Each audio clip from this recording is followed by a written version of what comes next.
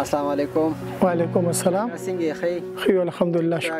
شکر دی الحمدلله. خپل تعارف راته وکړئ. زما نوم شاهنواز خان شریف خیل دی او زه د لکړی کاني سره تعلق لرم.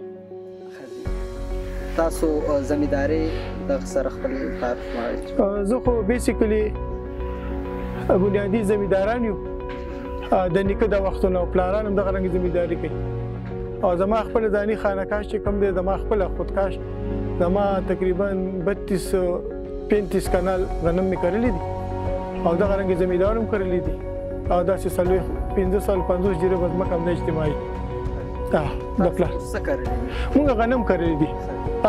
غنم ستاسو اوس په کوم سټیج باندې دي؟ زمونږ غنم خو تقریبا یو میاشت کېږي چې کرلی هم دي او دغسې بس دغه د دریو پتو والدینو څه مسایل د تکاکا راغلي دي لکه تاسو چې کرل اوسه پورې ستاسو د غنم لکه د یو میاشتې نو د یو میاشت کې چې کوم دی ستاسو پټي ته څه ضرورت دی او دې نه مخکې تاسو ته پکې لکه څه مسلې راغلي دي؟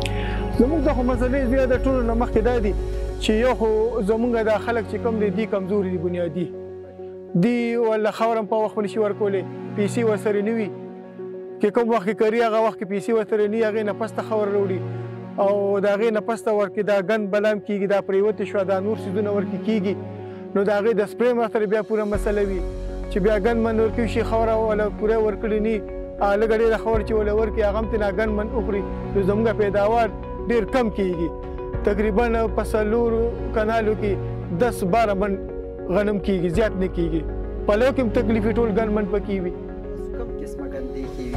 دې کې دا یو خو دا پرېوتې ده دلته کې تاسو به یې وینئ او دا نور دا موږ ورته ازغې وایو او دا میوکۍ ورته وایو تاسو چې ورته په هر څه کې خپله ژبه کې هر څه وایي او پرېوتې ورته وایو دا څیزونه ورکې زیات دي.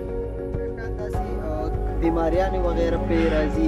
بیماریانې خو ورباندې راځي دا خیري کې ورباندې دا زړپتې پرې راځي تیلیاني تیلیاوي او تیلیا نه پته زړپتې بې وخته غنم لا وخت پکې وي او دا زړ شي او غنم واړه راشي ځکه چې عمر برابر دي. کاکا تاسو له داسې یو ټیم راځي چې دلته کې د هغې په طریقې کار تاسو روان یا تاسو ګایډ کوئ؟ مونږ ته یو ټیم راځي د هغې نوم دی کسان مددګار هیلپلاین هغه یو خو هر وخت موجود وي او بله خبره دا چې مونږ ته ټلیفون وکړو هر څه خبره چې نو موږ سره ښه پوره تعاون کوي دا هرې خبرې